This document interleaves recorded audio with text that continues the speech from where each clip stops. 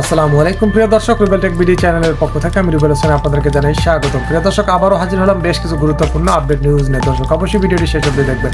দেশ এবং দেশের বাইরে হলে সেটিও কমেন্ট বক্সে লিখে জানিয়ে দিবেন। দর্শক, আপনাদের কাছে ছোট্ট একটু অনুরোধ, আপনি যদি এই চ্যানেলে নতুন হয়ে থাকেন অবশ্যই চ্যানেলটি সাবস্ক্রাইব করে পাশে থাকা বেল বাটনটি অন করে দিবেন, কারণ পরবর্তী নতুন কোনো ভিডিও আপলোড করলে নোটিফিকেশন যাতে দ্রুত আপনাদের কাছে পৌঁছে যায়। প্রিয় দর্শক, আর দেরি নয়, মূল ভিডিওতে যাওয়া যাক।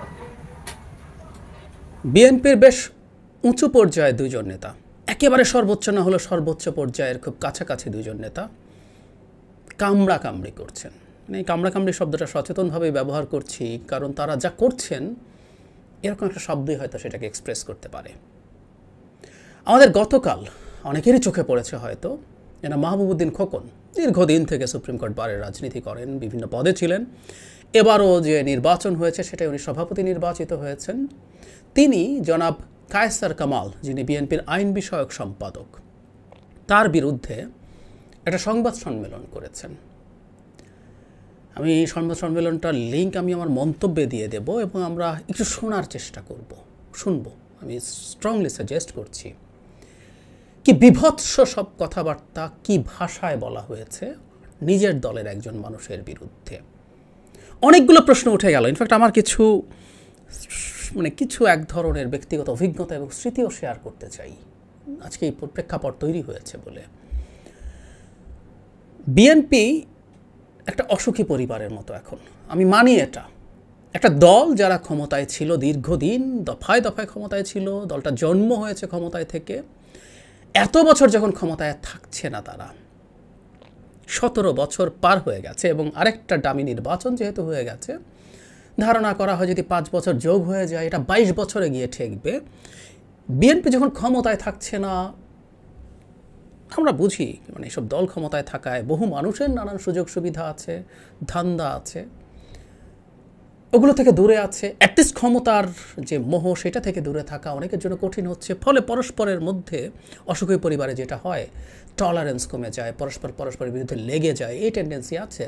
সুতরাং বিএনপিতে এটা হতে পারে, কিন্তু এটা কোন পর্যায়ে চলে গেছে এবং এই কথাগুলো বারবার এই কারণে আমি বলার চেষ্টা করছি। আমি বহুদিন একটা কথা বলেছি, বিএনপিকে সমর্থন করার জন্য এই মুহূর্তে বিএনপি করার কোনো প্রয়োজন নেই। আমি ব্যক্তিগতভাবে বহু মানুষকে চিনি যারা বিএনপিকে পছন্দ করেন না, বিএনপিকে ব্যাপারে তাদের এন্তার অভিযোগ আছে, তারপরও বিএনপিকে তারা এই মুহূর্তের বাংলাদেশের রাজনৈতিক লড়াইয়ে সমর্থন করেন, কারণ বিএনপির বিজয়ের সাথে আমাদের গণতান্ত্রিক পুনরুদ্ধার ট্যাগড হয়ে গেছে, সে কারণেই করেন। ঠিক এই কারণেই আসলে কথাগুলো বলতে চাইছি।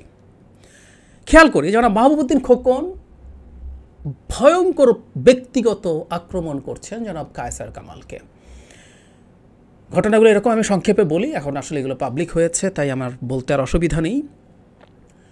জনাব কায়সার কামাল কোনো অন্য একজন আইনজীবীর স্ত্রীর সাথে তার একটা বিবাহ বহির্ভূত সম্পর্ক ছিল এবং খোকনের ভাষ্যমতে একদিন হাতে নাতে তাকে ধরে ফেলা হয়, এই যে পান্থপথ কলাবাগানের এদিকে কোথাও ধরে তাকে পেটানো হয়েছে এবং উনি এই ভাষা ব্যবহার করেছেন যে তার কাপড় খুলে ফেলা হয়েছিল। তারপর তারা চেষ্টা করেছেন যাতে এটা নিয়ে মামলা না হয়, তারপরও মামলা হয়েছে। হ্যাঁ, আমি সার্চ করে দেখলাম 2019 সালে সত্যি এরকম একটা মামলা হয়েছিল তার বিরুদ্ধে, পরকীয়ার অভিযোগে সেই নারীর স্বামী, যিনি আরেকজন আইনজীবী, তার প্রতারণার মামলা করেছিলেন, তাতে উনি জেলেও গিয়েছিলেন। পরবর্তীতে সুপ্রিম কোর্টে একটা হলফনামা দিয়েছেন, নিশ্চয়তা দিয়েছেন যে ওই নারীর সাথে তিনি আর কোনো যোগাযোগ রাখবেন না, এরকম একটা কপি জনাব মাহবুবউদ্দিন খোকন দেখান এবং সেটা সাংবাদিকদেরকে উনি দিয়েছিলেন। তো আমরা ধরে নেই যে এই ঘটনাগুলো ঘটেছিল, আমি তাত্ত্বিকভাবে ধরে নিলাম। আমরা জনাব খোকনের কাজে আসার আগে এই প্রশ্নটা করতে চাই, জনাব কায়সার কামাল যখন এরকম একটা ব্যাপারে এইভাবে অভিযুক্ত হয়েছেন, সারা পৃথিবীর একটা টেন্ডেন্সি আছে, ট্রেন্ড আছে, আপনি যখন অভিযুক্ত হন এইরকম একটা বিষয়ে, তখন আপনার উচিত নিজ থেকে আপনার দায়িত্বশীল পদগুলো থেকে সরে যাওয়া, আমি ব্যক্তিগতভাবে মনে করি। জনাব কায়সার কামাল এর পরও তার দলীয় পদে কিভাবে থাকেন, উনি জাতীয়তাবাদী আইনজীবী ফোরাম সেটারও মহাসচিব আছেন এবং দলের আইন বিষয়ক সম্পাদক আছেন।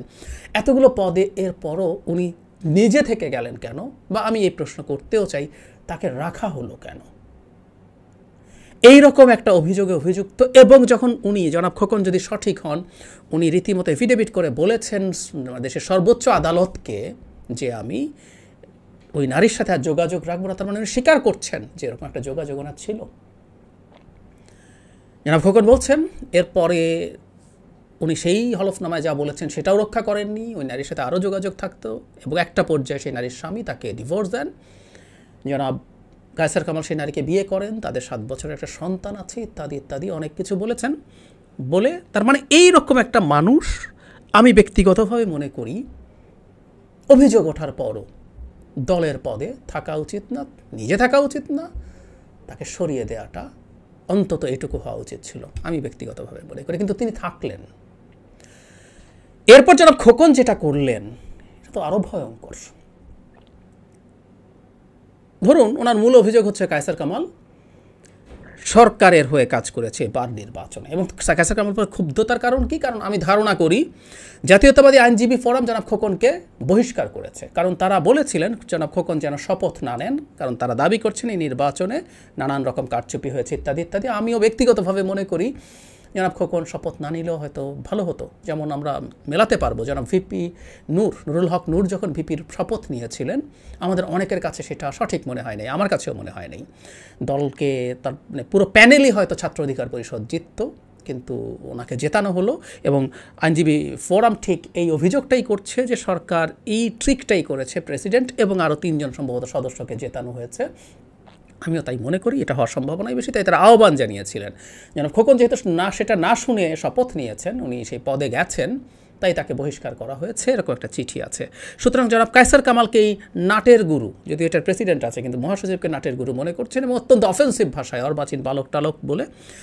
জনাব খোকনের অভিযোগ হচ্ছে জনাব কায়সার কামাল এখানে সরকারের হয়ে খেলেছেন এই পরাজয়ের জন্য। আমি যদি এবার খোকনকে ঠিক বলে মনে করি তাহলে এটুকু বলাই যথেষ্ট ছিল, এবং এই কারণে কায়সার কামালের বিরুদ্ধে উনি কথা বলতে পারতেন এবং সেটার জন্য অভিযোগ জানাতে পারতেন।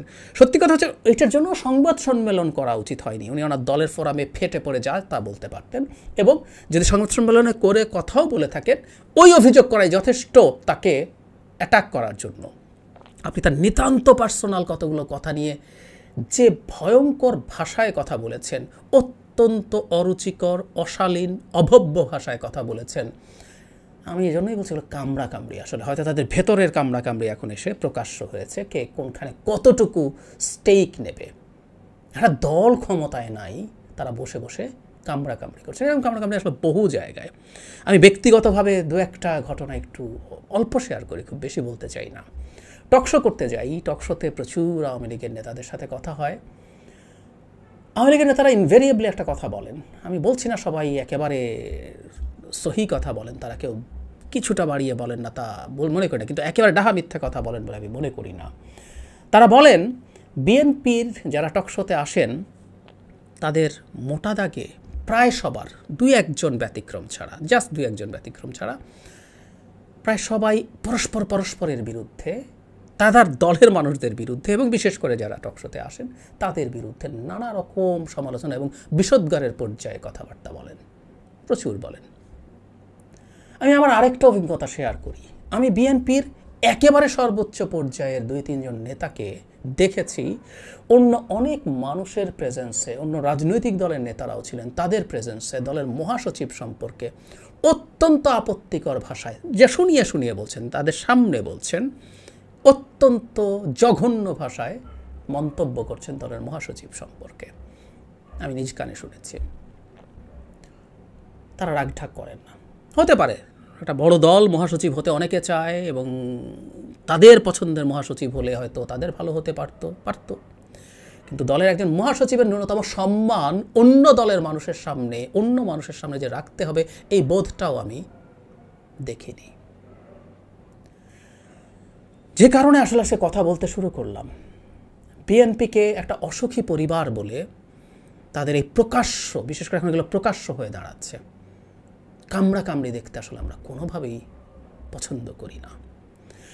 দলটা এমনিতেই চাপে আছে, আমরা জানি, নানান রকম সংকটে আছে, সরকারের নানা রকম অপারেশন তাদের উপরে আছে। দলের আবার একটা ডামি নির্বাচন হয়ে যাওয়ার পর তাদের বিশেষ করে র্যাঙ্ক অ্যান্ড ফাইলস মানে নিচু পর্যায়ের যে কর্মী নেতারা আছেন তাদের মনোবলের সমস্যা আছে, সংকট আছে।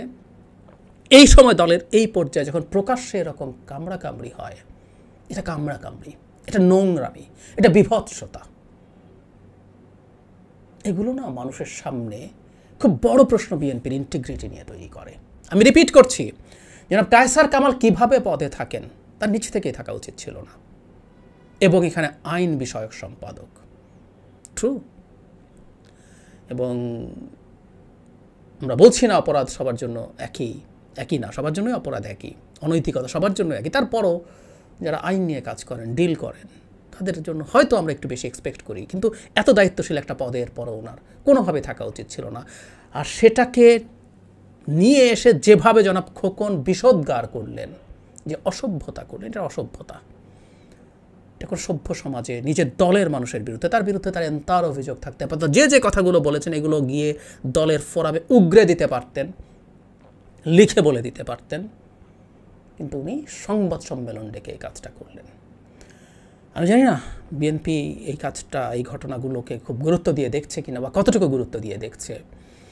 আমি আগে একটা ভিডিও করেছিলাম, সেখানে বলেছিলাম বিএনপিকে মানুষ যে জায়গায় দেখতে চায়, যে উদ্দেশ্যে সফল হতে দেখতে চায়, সেই উদ্দেশ্যে কেন সে সফল হতে পারছে না। মানে এই রেজিমকে গদি থেকে উল্টে দিয়ে দেশের গণতন্ত্র পুনরুদ্ধারের যে লড়াইয়ে বিএনপিকে নেতৃত্বের আসনে দেখতে চায় এই দেশের জনগণ, সেটা কী কারণে হচ্ছে না, এগুলো মানুষ খুঁজবে না।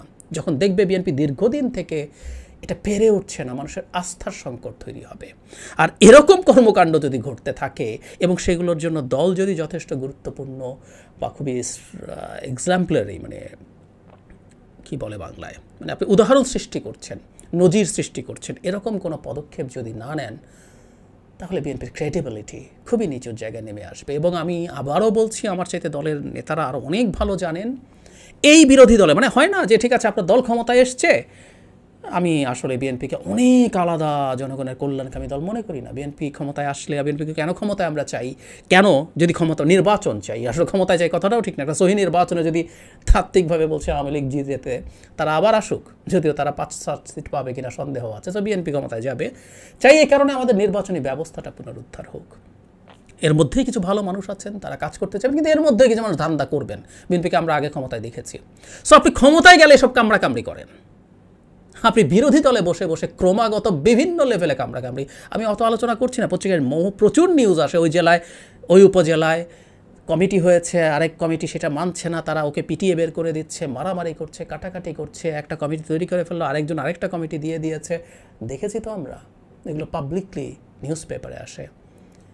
বিরোধী দলে থাকা অবস্থায় এই ধরনের অন্তর্দ্বন্দ্ব, অন্তর্কন্দল, আমি আবারও কামড়াকামড়ি শব্দটাই ব্যবহার করতে চাই, সরি, কারো কাছে খুবই অফেন্সিভ মনে হতে পারে, বাট বুঝতে হবে আমি জাস্ট একজন দূর থেকে দেখা, আমি বিএনপি করি না, দূর থেকে দেখা মানুষ হিসেবে আমাকে এটা খুবই ফ্রাস্ট্রেটেড করে। আমরা দেখতে চাই না, জনগণও এটা দেখতে চায় না বলে আমি বিশ্বাস করি। দলের সর্বোচ্চ নেতৃত্ব নিশ্চয়ই এটা বুঝবে।